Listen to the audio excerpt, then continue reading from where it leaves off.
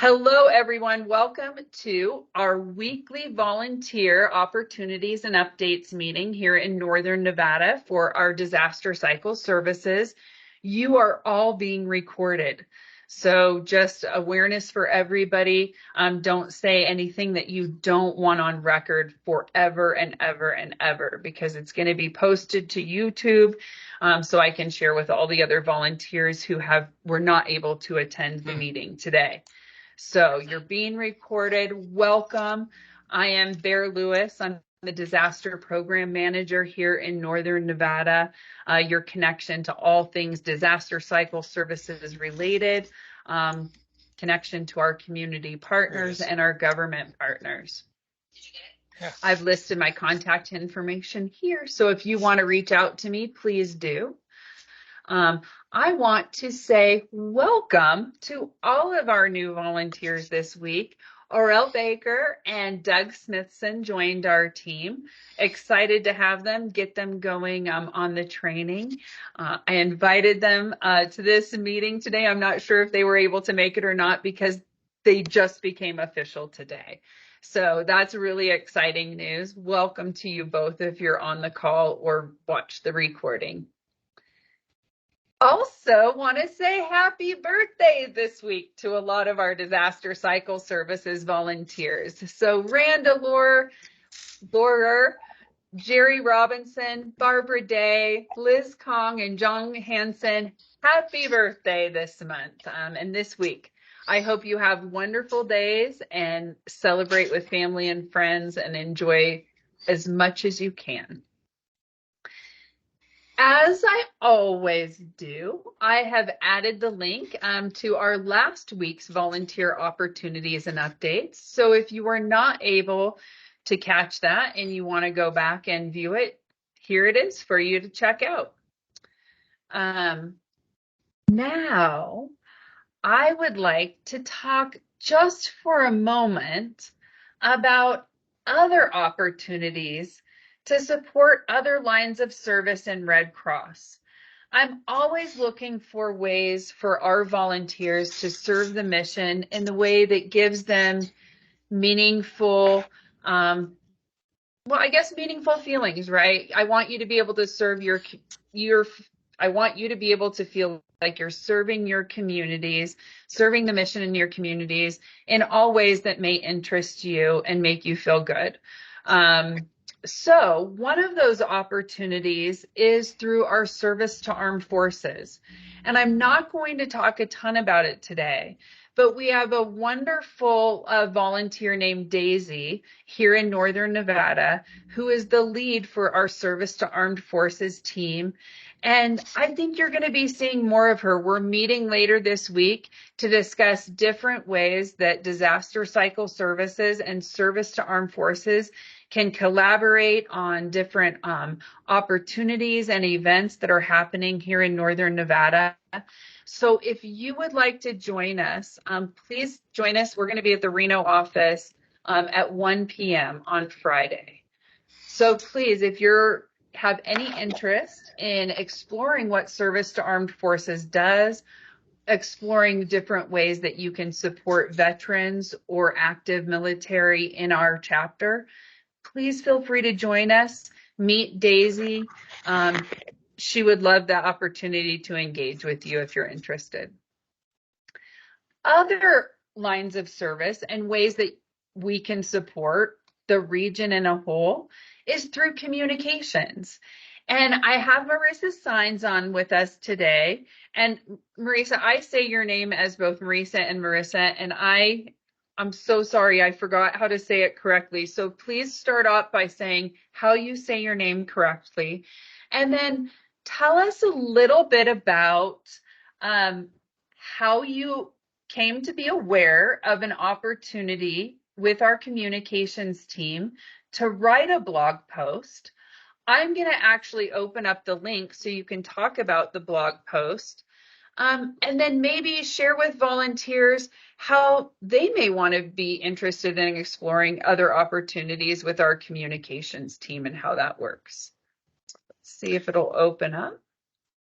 Okay, so my name is Marissa Signs, And how I started writing with the communications team actually is I've been with the Red Cross for going on close to 2 years. And there was a time where I wasn't quite as active as I wanted to be. So I was going to college, and my minor in college is communications. And I was thinking to myself, and I've also written blogs, a couple blogs before. Why don't I write blogs? And then not only that, but I got together with a person named Jacob Buck, who is a what exactly does Jacob Buck do, Sherry? He Do is you know? part of our volunteer services team, and he supports our workforce engagement on new volunteer placement, but also placement of volunteers who are looking for other opportunities. So Jacob Buck is a perfect connection point if you're curious about other lines of services or other opportunities that are available. And I will add his information to our agenda and share that out. Yeah, so he actually did a really quick interview with me, and it didn't take him more than, I would say, 3 to 5 minutes, maybe even less. And he was like, Marisa, I think you need to contact Sarah Martin on the communications team and write blogs. And I was like, I've written blogs in the past. And he's like, oh yeah, you'll be a great fit. Just trust me. And he was right. I I really enjoy it. It's something that I've done in the past, and I'm communications is my minor, and I didn't really think about it until I talked with him. So Jacob Buck is a great person to keep in mind if you're not sure about where to place yourself. And then if you know that communications is the place you want to be, Sarah Martin is the communications in charge of communications in our region here in Nevada and Utah. Awesome. Thank you, Marisa, for sharing. And then there is a link to the blog post that Marisa wrote, and I'm just going to go off the headline, but basically it's about a high school community that rallies around a student who has a rare blood condition. And I'm guessing that this was to support one of our areas in our region that has blood services. Here in Northern Nevada, we don't have blood services, but we do have all of our other lines of service. Disaster cycle services is one that we're all part of. We have our operations team that I think includes that communications team. And then we have service to armed forces, which I mentioned. We also have our training services, which is the certified CPR and that training. All of those different lines of services have volunteer opportunities. And by any means, I'm not trying to chase anyone away from disaster cycle services, but I just want you to be aware that there's a lot of different ways, and Marisa touched on it, to serve the mission throughout our communities.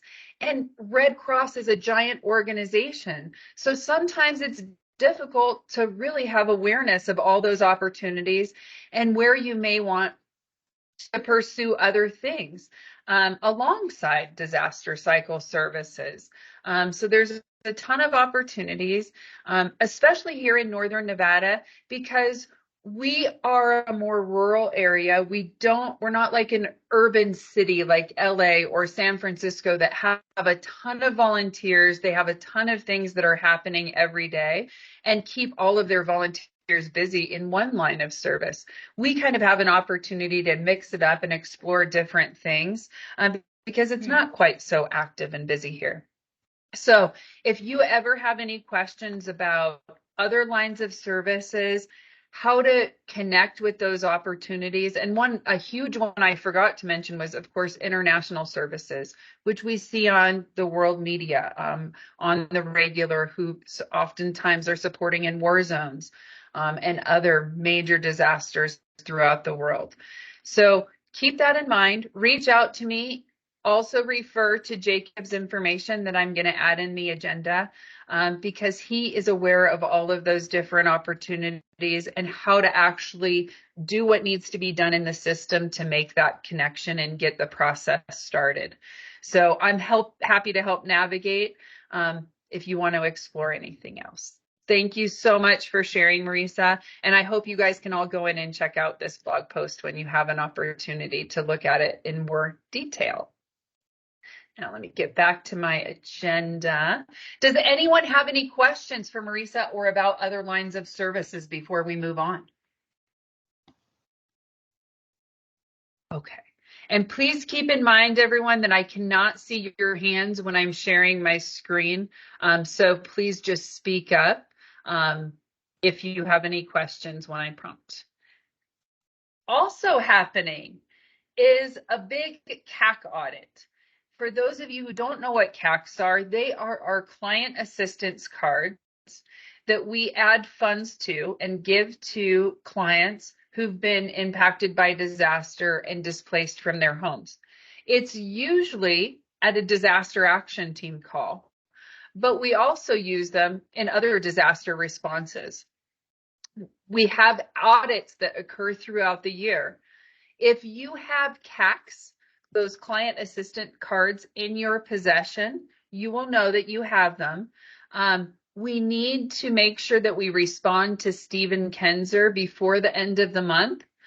All you need to do is snap a quick picture of the envelopes lined up so that you can see the proxy numbers and that sign out sheet that goes along with them. Snap a quick pic of that and you can either email it to him or text it to him. And I've included his contact information here in the agenda. So again, that doesn't apply to too many volunteers, only those volunteers who have those client assistant cards in their possession. But if you have not responded to the request from Stephen sometime during the month of October, please do that. Otherwise, those cards will be deactivated because they'll be considered missing in action. So if you have any questions about that, please speak up now or reach out to me by phone, text, or email. Does anyone on the meeting right now have any questions about that? Okay, hearing none, I'm going to move on to some important information. So up until this week, we did not have any disaster action team or DAT responses in the month of October. Wow, did it get busy, and it got busy in a big way. We've had 3 responses since the 20th, so just in the last 4 days. Unfortunately, one of those fires took the lives of 2 teenagers, 14 and 19 years old. So I want to say thank you very much to Jim Rich, Matt Mulder, Jean Held, and Mindy Sue, who met with family members impacted by that fire. No disaster action team calls are easy because it means that someone has been negatively impacted by a disaster. But those where lives are lost are extremely difficult and really important for us to be at, to offer our services and our support to those family members and to continue with their recovery efforts, to connect them with other community partners that can help support them throughout their recovery. So I want to say a big thank you to those 4 responders. Also, Anish Kadam and Courtney Lewis have gone out on responses this month, or this past week, past 4 days, I should say. Another thing that I want to mention about responses where that are exceptionally difficult, whether there be lives lost or pets lost or substantial injuries or other things about the call that make it difficult for you to process. Please know that we have disaster mental health services that are available for our clients, but also for you as responders, because sometimes we can hear really difficult stories and encounters of what people went through when we respond to these calls. And there's a lot of unknowns for the clients who we're supporting. So if you ever feel you need disaster mental health support, you feel the clients need disaster mental health support, please know that those services are available. And if you ever have any question about how to make a referral for yourself, how to find those services, or how to make a referral for clients, please reach out to me and let me know by phone, okay? Because that's something that we want to handle right now. I don't want you to wait. So again, anything like that. Anyone have any questions about our disaster action team responses or those calls we've been on the past few days?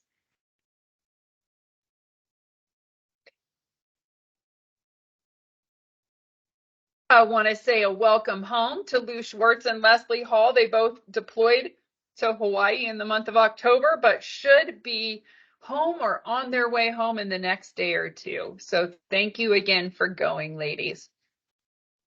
Some things that happened since our last meeting. We had on the 18th an Incline Village Emergency Preparedness and Evacuation Forum. And when I say we had, I mean the community had. Red Cross was there. We were not part of the panel speaking, but I did answer some questions about what Red Cross does to support reunification during a disaster response. The emergency managers and North Lake Tahoe Fire were there, and they were talking about a lot about evacuation routes, where shelters are located, how people, and especially those who are tourists, may find out about those things during a disaster. So I was there to answer a couple of questions, but it was primarily them presenting and responding to the community's concerns.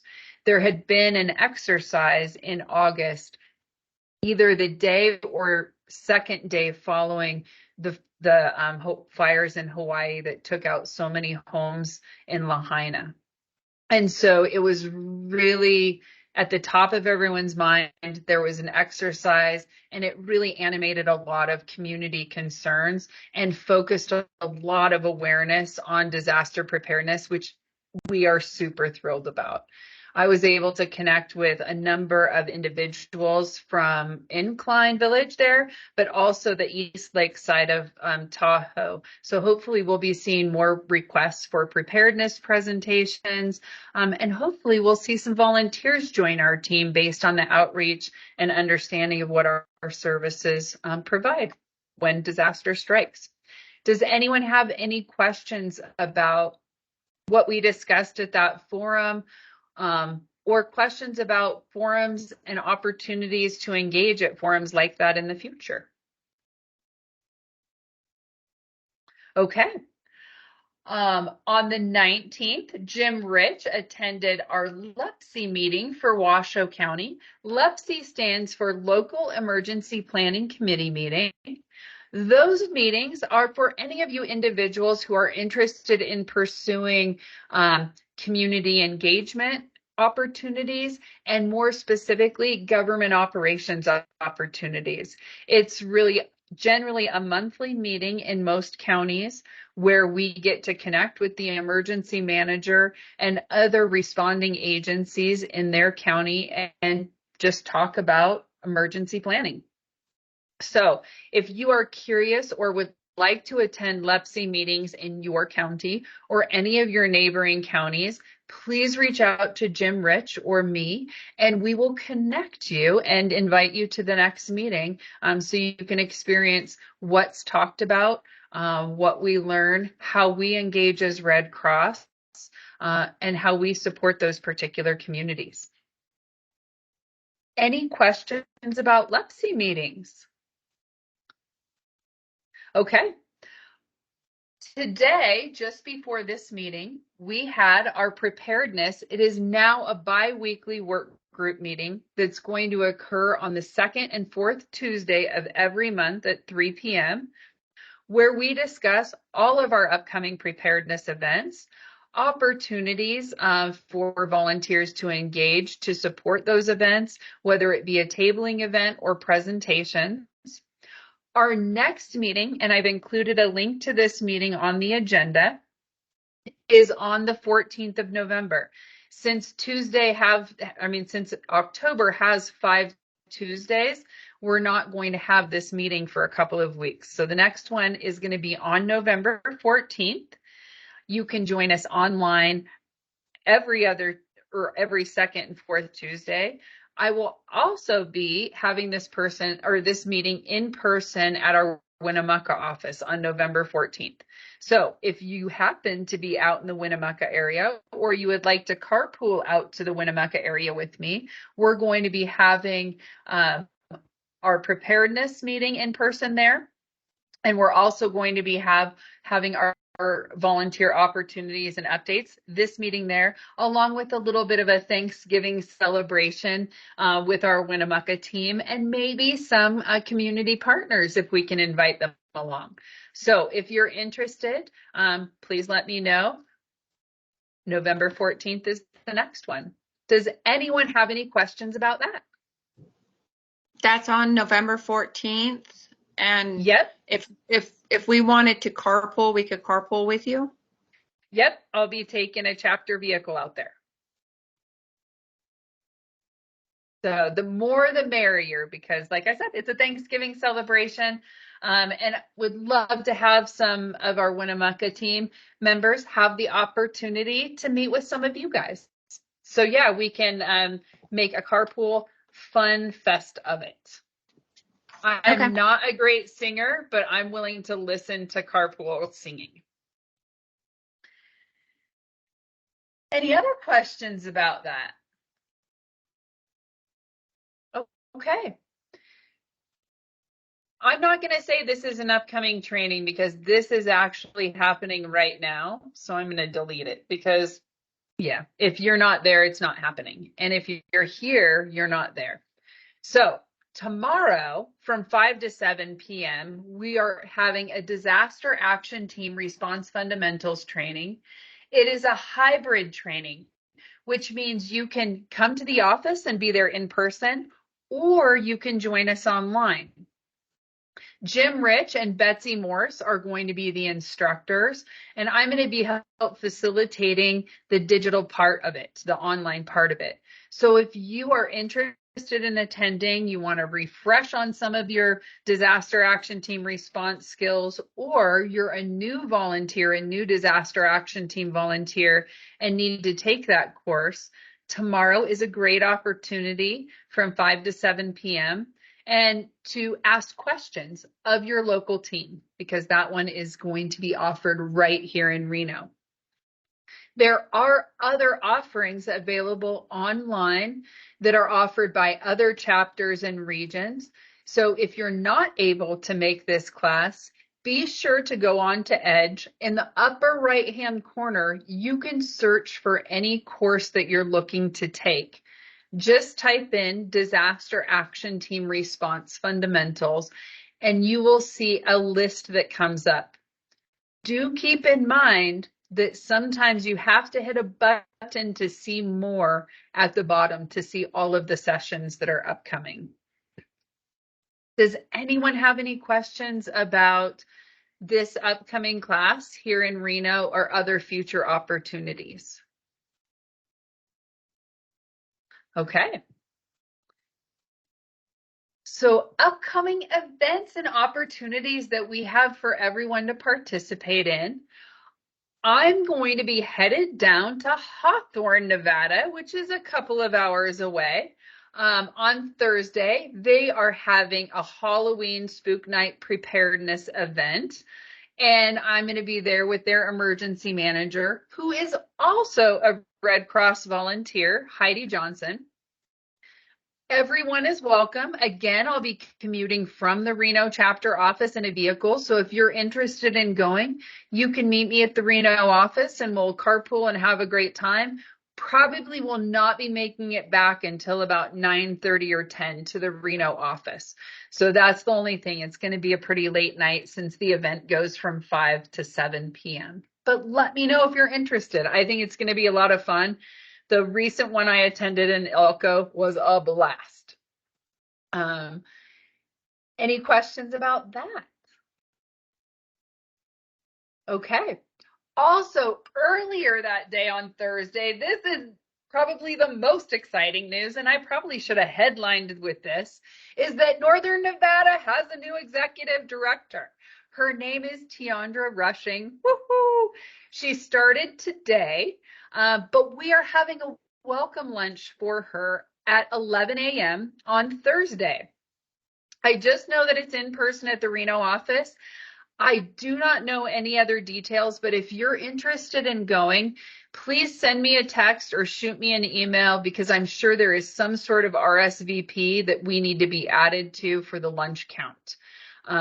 So please let me know if you're interested in going and have not already RSVP'd. You may have already received an invitation and RSVP'd, but it's a great opportunity to welcome her to our team and get to know her a little bit.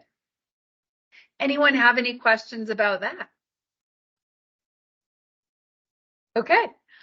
On Friday morning from 9:30 to 11, also at the Reno office, I'm going to be there giving a presentation and mainly answering questions to a group of individuals from several countries throughout the world that are visiting through the University of Nevada, Reno International Extension.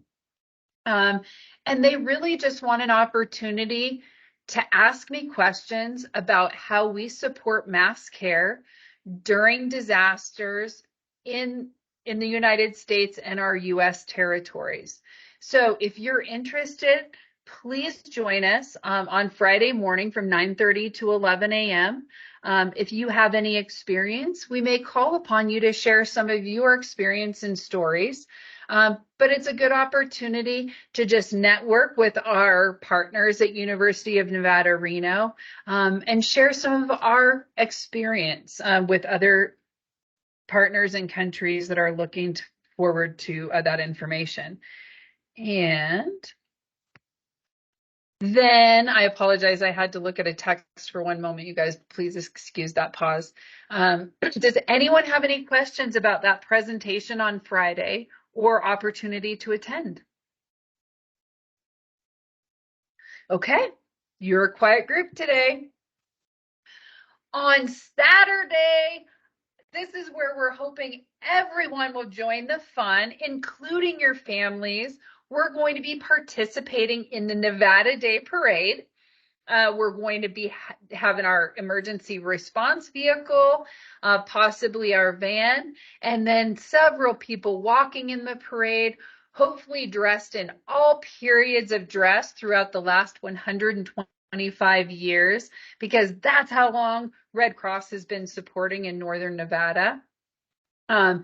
If you want to carpool from Reno, we're going to be meeting at the Reno office at 8 a.m. If you're in or closer to Carson City and you want to join the fun from there, the parade route or maps are included in our agenda. We are in staging area division 7, which is indicated in this box. And then there's other maps that are applicable, like a bus route for after the route. So you walk in the parade, and then I think you can take a bus back to areas where you were parked. And then an emergency exit map. So if you are participating in the parade and something occurs and you need to exit the parade route, these are the emergency exits. And excuse me, I have a frog in my throat. And then probably most importantly to all of us is, where are the portable toilets located? So there's a map for that too, included in the agenda. And then there's also, it looks like, a map of the parade dispersal area. So if you guys have any questions, please feel free to ask now. Or if I don't have the answers, Bruce Berwager has been coordinating our participation in this event, and we can reach out to him for more detail. I have a couple questions. Yes, ask. Okay. So I live in Carson City, and the couple questions are going to be this, but the first question doesn't have anything to do with me living in Carson City. Okay. Are we going to be riding on the ERV, or how is that, what is that going to look like? I don't know. Are we going to be riding in? Because I can't walk. I have a bum knee. Yeah, so Marisa, yes, you could absolutely be the passenger in the ERV. There's basically 2 seats that people can ride in. So yes, you'd be more than welcome. We're still looking for an ERV driver. I am the backup driver if no other volunteers are available. But if there's any ERV drivers on this meeting, or listen and watch this meeting later, and you're interested in being the ERV driver, let me know. Marisa, you'll be a passenger, and then we have one other passenger seat available for anyone who may want to ride in the ERV as well. But most of us will be walking and passing out awesome candy that Erica Smith, big shout out to Erica Smith, whoop, whoop. She had several pallets of candy donated through her daughter's nonprofit organization, and with our collaboration and partnership, she's sharing that love and gave us as many cases of candy as we want.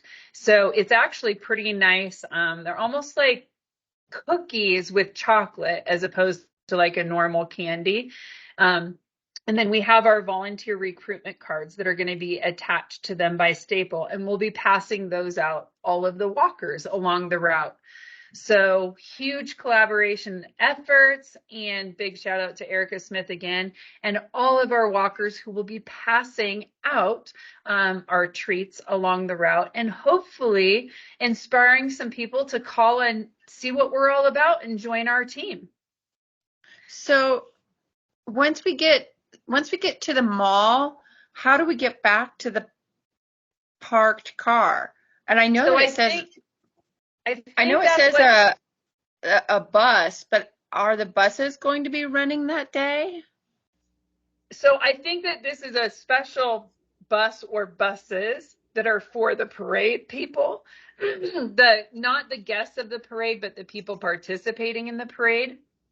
But I need to get better clarity on that, because I cannot answer that yet with certainty, Marisa, but I'll find out.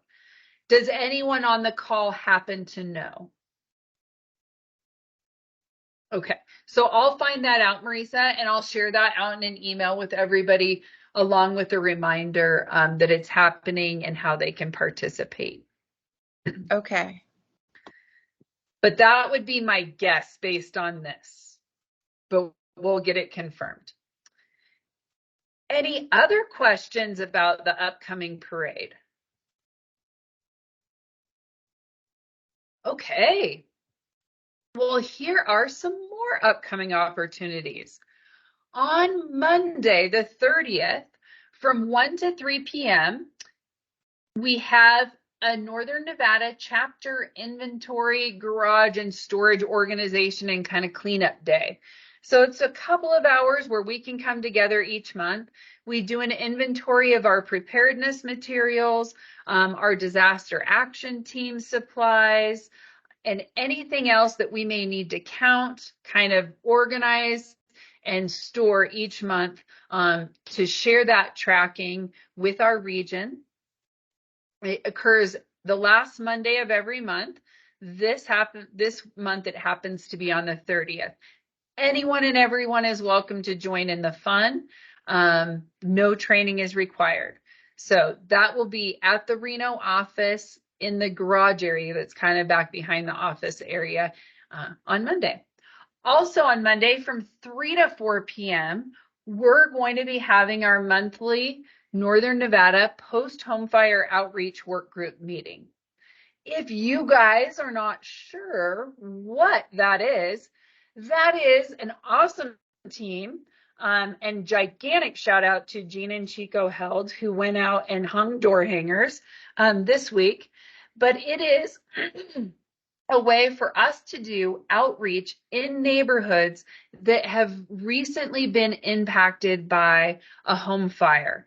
So Gene and Chico Held, they went out to Sparks today, and they were out in Reno, South Reno, the other day, in areas where we responded, where our disaster action teams responded to those home fires.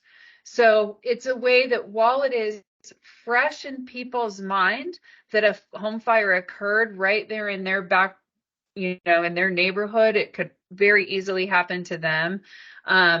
How Red Cross can support them in installing smoke detectors. So it's really to drive people to call in and request those smoke detector installations that Red Cross will install up to 5 smoke detectors free of charge to anyone who needs them, just by calling our home fire campaign phone number and making that request.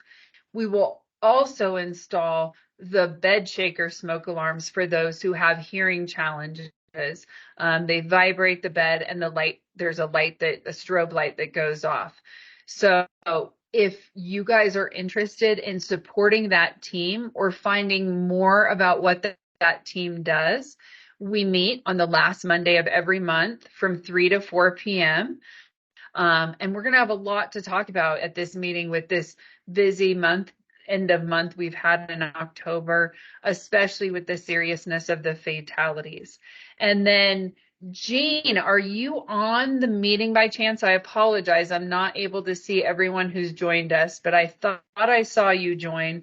Would you mind sharing about what you guys went out and did, and then also the community partner that you met while you were out doing this? Okay, can you hear me? Yes. So after 2 of the fires, Chico and I did go out into the community. I think the one in South Philly, it was maybe 2 days later. We wore our vests, so lots of people stopped us, and we were able to talk to a couple of the neighbors. And then we did just hang probably about 25 sound the alarm door hangers around the neighborhood, down the street, behind the fire. And as Sherry said, hopefully while it's fresh in people's minds, they'll respond to those. We did the same thing today in the Sparks fire, and again, maybe about 30 handouts. And I met this amazing woman who she's part of a group that's called Emergency Eviction Prevention Program of Nevada, but they also deal with crisis relocation. So if we have a client whose home is uninhabitable, they will help them find a place to live. And she was so energetic about this. It was really inspiring. So she said she has relationships with a lot of landlords with different apartment complexes where sometimes people can't get an apartment, but she'd be able to. They help people with a lot of information about securing if someone wants to buy or can buy a different home, how to secure deposits or down payments. She just seemed to be a wealth of information. And I've been on 2 fires where I thought, oh my gosh, I wish I could refer them to someone who would help them find a place to live for months, not just a couple of days or a week. And this is the woman I think that can help us do that. So we're going to invite her to talk one night at a DAT meeting, I think. Jim Rich, I'll talk to him about it, and she can explain to us everything that she does, and then perhaps we can work in concert with this organization. I'm excited. I love it. And Jean, great work, and Chico too, being out there representing Red Cross, engaging people, getting people to ask, what are you doing out there, and responding so well. And when we can connect with a partner like that, that's like finding gold, not only for our disaster action team responses, but if we have a larger response in Northern Nevada, like a wildfire or flooding that displaces many people, working with a partner like that and having the resources that they already are connected with, and an understanding of what everyone can do, can save so much time and can get individuals who are already dealing with a lot onto a better road of recovery and hope for something to look forward to, which is so empowering when you've been impacted by a disaster.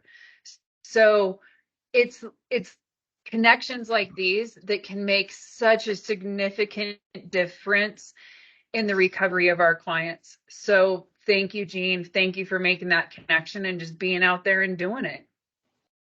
My pleasure. Does anyone have any questions about our post-home fire outreach team, or connecting with partners like Jean did out in the field? Okay, well, hearing none, thank you guys again. Also, on Monday and Tuesday, I think he's scheduled to arrive around noon, but our regional disaster officer, Matt Stevens, is going to be visiting from Utah. He basically oversees all of disaster operations in all of Utah and Nevada. If you are curious about how our operations look from a regional perspective, or would like to meet with Matt for any other reason, to say hello or to find out what other regional opportunities might be available, please let me know and I can set up a meeting time with the two of you. Or if you're familiar with him, feel free to reach out direct and say, hey, Matt, I hear you're coming into town. Let's connect. And I'm sure he would love the opportunity to do so. Does anyone have any questions about what our regional disaster officer does, or about him coming to town? Okay. Well, next week at this very same time, we're having our volunteers opportunities and updates meeting. It's going to be virtual only. Here's the link to next week's meeting. I hope to see you all there. But if not, we're going to be recording it and I'll share it out the following day via a YouTube link, along with the agenda that includes all these details we talk about.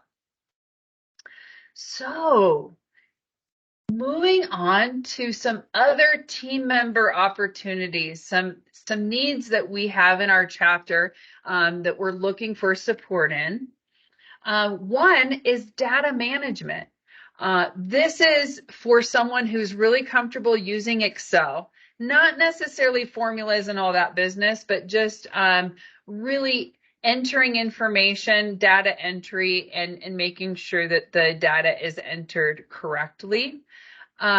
For just the things we were talking about, like Jean's encounter, for partner management. So that we have an Excel workbook that we're using to track all of our partners, whether that be government partners, feeding partners, partners that can support housing recovery, whatever they may do to support our disaster cycles or our DCS team, whether it be for preparedness, response or recovery, we have them included in this one space for everyone to access and have visibility on.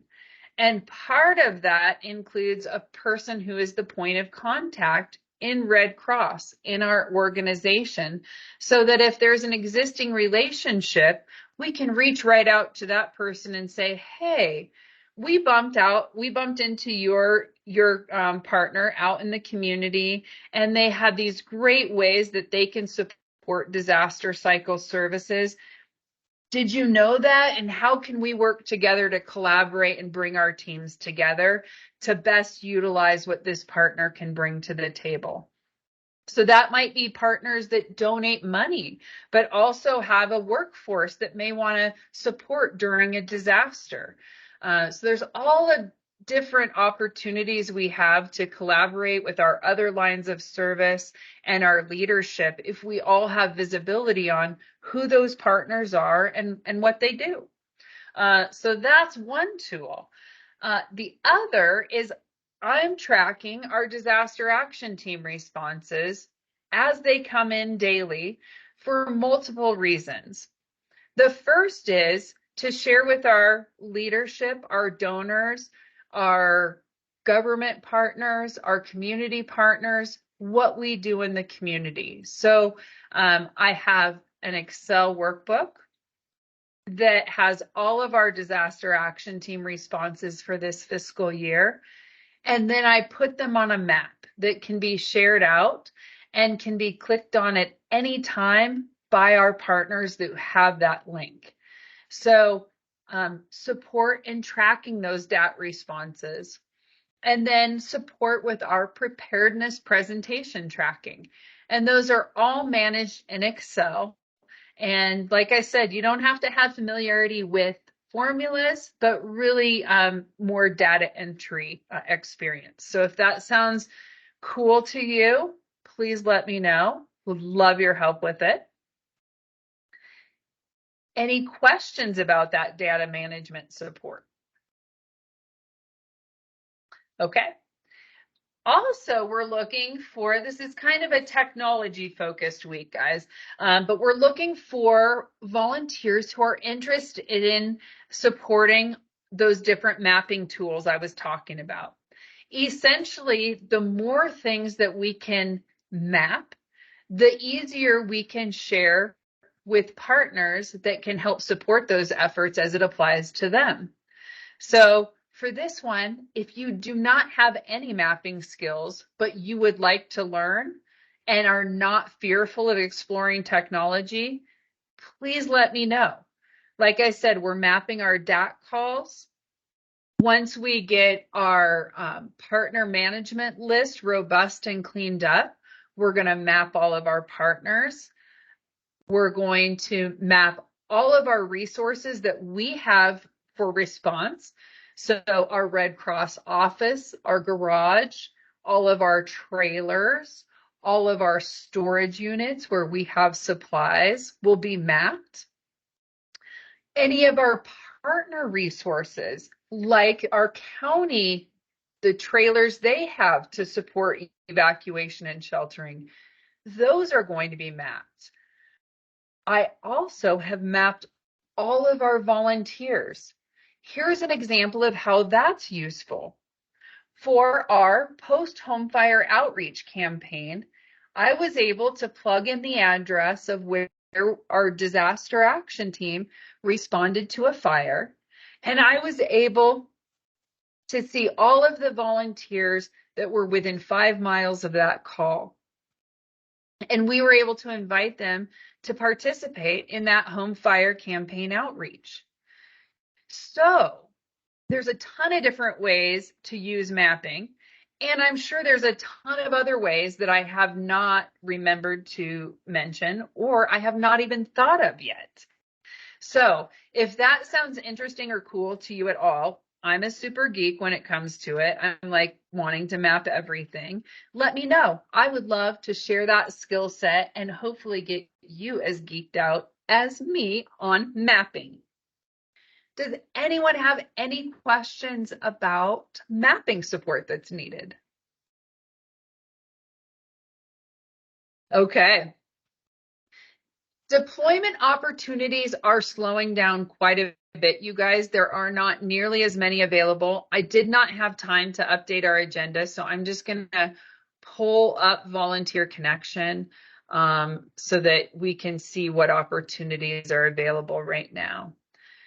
So they're still looking for only one shelter resident transition caseworker to support virtually.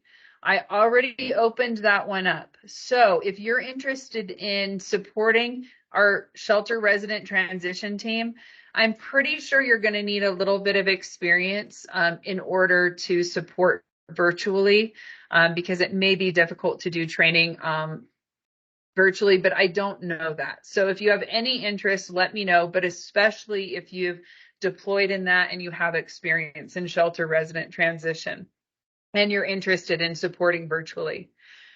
We also have disaster mental health services positions open. Let's see where those are located at. Those are in Florida, and they are recruiting from the whole US. So if you're interested in deploying in disaster mental health, Florida has, it looks like only one opening, so not a ton of positions. And then most of the positions for service associates right now are in disaster health services. So if you have the availability and you're interested in supporting, they are still looking for disaster health services workers on Maui, and they're looking for 6. So that's the greatest need right now. If you have that gap, and Hawaii, I think for disaster health services, they're considering 2-week deployments, but ideally, if you can go for 3 weeks, that would be better because of the large expense involved in sending people that far away. Does anyone have any questions about deployment opportunities? Okay. I would say if you guys are interested in deploying, there are probably going to be some positions opening up in regards to border response. And I have never been to a border response, so I cannot speak personally about what that looks like, but typically they're sheltering positions. I'll let you know when those come available. It doesn't look like they've hit what we call the door yet, which is that list of open positions. But let me know if you're curious about or supporting any border relief operations that may come about in the next couple of days. Any questions about deployment opportunities or potential upcoming deployment opportunities, or how to update your availability should there be other positions that come available you're interested in? Okay. With that, everyone, I'm going to end our meeting by reminding you that our next in-person meeting for our volunteer opportunities and updates is going to be at the Winnemucca office at 4 p.m. We will also be available online for all of those of you who would like to join us virtually but cannot make it in person. And we will also be recording for those of you who cannot attend online or in person at 4 p.m. next Tuesday, or on Tuesday the 14th. Sorry about that. Also, please remember to record your hours. If you attended this meeting or you watched the video of this meeting or you had a phone call with me or anyone else regarding Red Cross, those all count as hours. If you drove to a meeting or drove to a training or talked about Red Cross with someone at Starbucks, that counts as Red Cross hours. So remember, please add those hours whenever you feel they qualify. If you have any questions about it, reach out to me. But ultimately, we use that information to share with all of the partners I've previously mentioned how we serve their communities in Northern Nevada. So with that, does anyone have any questions, closing comments, or requests for information that we have and present at future meetings like this?